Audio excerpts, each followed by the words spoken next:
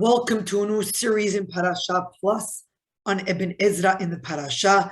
My name is Rabbi Nathan Dweck, and we will be beginning from Parashat Bereshit and going through the Chumash with insights and delving into Ibn Ezra in the Parasha. I want to thank Mr. Jesse Salem for this wonderful platform. I also like to thank my teacher and Rabbi Moshe Fatihi, who has taught me much about the Perush of Ibn Ezra for many years now, and with his fantastic Perush on the Torah on Ibn Ezra of Chumash Derech HaKadmonim has allowed me to continue to elucidate the Perush of Ibn Ezra. We are going to now discuss a pasuk in Parashat Bereshit that has been the topic of much discussion over many yease. Na'aseh Adam besalmenu kidmutenu. Right? God says, Perek Aleph, Pasuk Kavav, Vayomer Elohim na'aseh Adam besalmenu kidmutenu. Usually translated, we will make man in our image, in our likeness. And the common, well-known, famous question, who is God speaking to? And what does this mean, na'aseh, which sounds like we together will make and create mankind. So Ibn Ezra, in the beginning of this Perush, quotes Vayesh Omrim. And Rav Tihi lets us know this is actually the opinion of Yeshua HaKarai, a Karaite, who says, Ki milat na'aseh shem to'ar mibinyan nif'al, kemo v'asher hayan na'aseh liyom echad. This is the reflexive form of the word asa, meaning mankind will be made. Additionally, this opinion says, Moshe is the one speaking this. This is Moshe Rabbeinu saying, in our likeness and in our image, not that God is saying this. And additionally, they say, Vayivra Elohim et ha'adam b'salmo she'avav shabel ha'adam, meaning God created mankind in his own image. Meaning an image that is unique to mankind. And as if the Torah says, Ke'ilu amar ki Elohim asa et ha'adam beselem, as if saying that God made mankind beselem shelo, in his own likeness.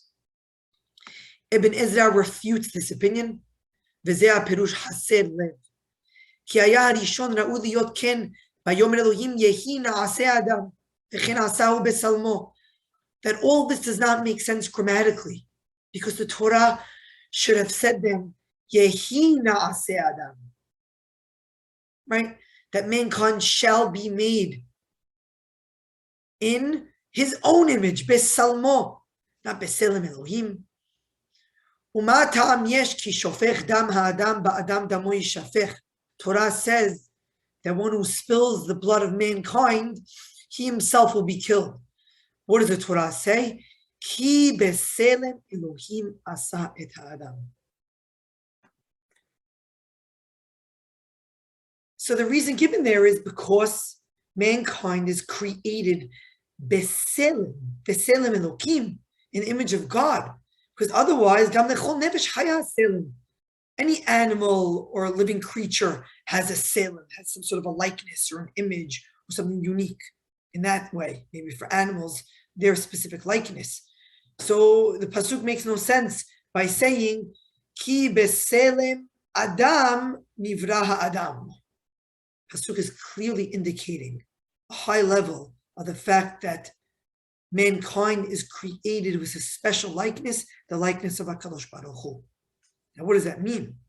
So he then quotes Rabbeinu Sa'adia Gaon, Ve'yomar Gaon, Ki perush besamenu kidmutenu b'mimshala, meaning in their dominion, in the fact that they can rule, v'ta'amo beselem, shra'a b'chokhma, ki tovahi, u'ba'avur kevod adam samcho el ha'elohim.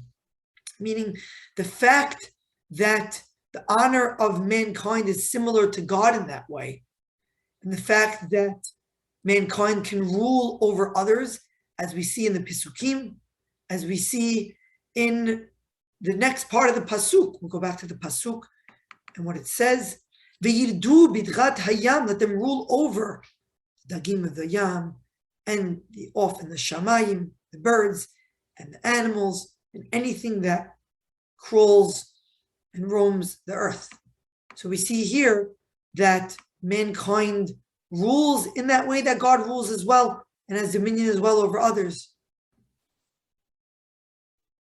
Similarly, the Tanakh tells us in Yehezkel, Umerso Yasau, they went out from his land, God's land, but we're also told Ki Lashem Haaretz Umlo'ah, that all the arasot, all the lands belong to HaKadosh Baruch Hu. Rather, this is the land, talking here about Eretz Yisrael, that God was mechabed, that God honored. Similarly with mankind, yes, everything belongs to him, but he specifically honored mankind by elevating mankind to the level of having Selem Elohim. Additionally, Rabbi Nosson says that the word na'aseh, if it's Lashon Abim, this is the way that kings speak. Similarly, Lavan said, V'nitena lecha, we will give you Rachel as well after you work for 7 more years. I mean, you work 7 more years for Rachel, she'll get married to you now. But that's the way of people speaking, like Kodam Malka, or Ulay Uchamna Kebo, says Balak to Bil'am. Maybe we will fight him. It's a way for kings to speak. Ibn Ezra refutes this as well.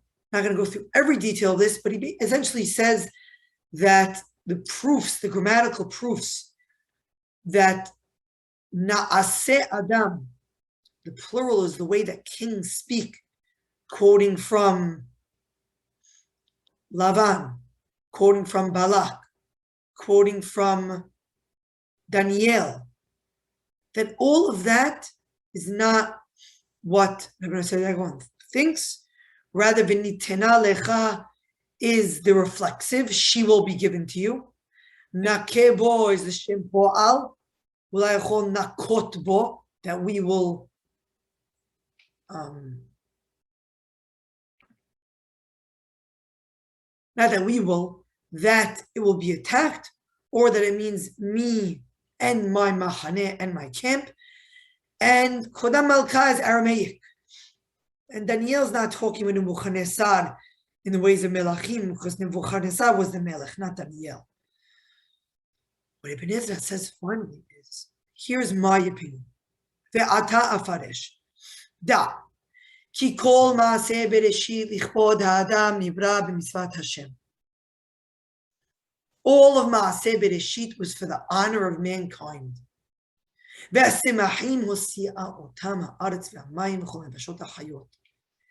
And the land brought out vegetation and that which grew from the land, and from the Mayim, and we have as well the Nefashot HaHayot being created from the land and those created from the water.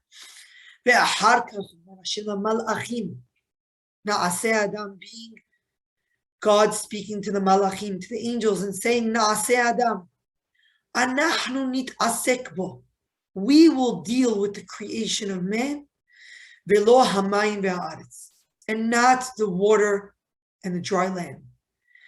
Ve'achar she'yadanu she'atorah dibera k'lashon b'nei Adam, and we know that the Torah speaks in the language of mankind. Ki ha'medaber Adam, kam kena shomea, v'lo yuchal ledaber ish devarim megavoa alav.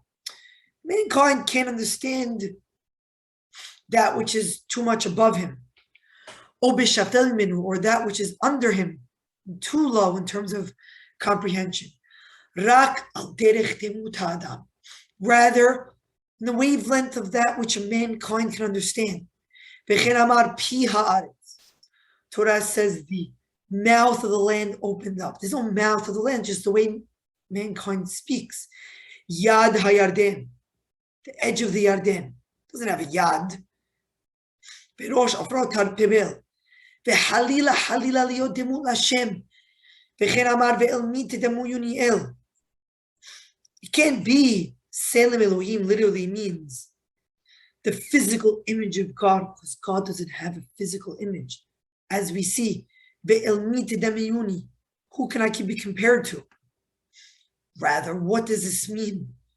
the image of HaKadosh Baruch Hu, ובעבור שנשמת האדם העליונה, שאיננה מתה, נמשלה בחיותה להשם, since the neshama of mankind is Eliona, elevated, high up, does not die like the goof, like the body does. Nimshelet b'hayutah l'Hashem. It's compared in its longevity, livingness to HaKadosh Baruch Hu. V'she'enena guf, v'hi mele'a kulo, v'guf ha'adam ke'olam katan. Just like God is not a goof, not a physical body, and the land is all filled, God fills the land. Guf ha'adam ke'olam katan. The body of mankind is like a small world, and what fills it? The neshama. That is Selem Elokim. Yehi Hashem mevorach asher bagadol ha'chel b'katon kila. May God be blessed that He started with creating the entire grand world, and He ended with the smaller world, meaning mankind, and with that completed creation. The Navi also says he saw God as the image of man. We can't say that this is literal, God is physical.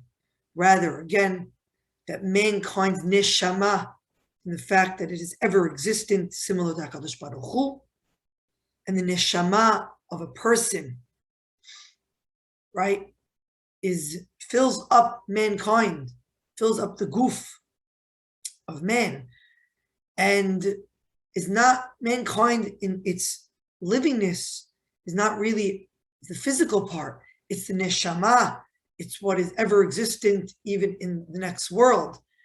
So here we're talking about the olam katan of mankind being similar to HaKadosh Baruch Hu.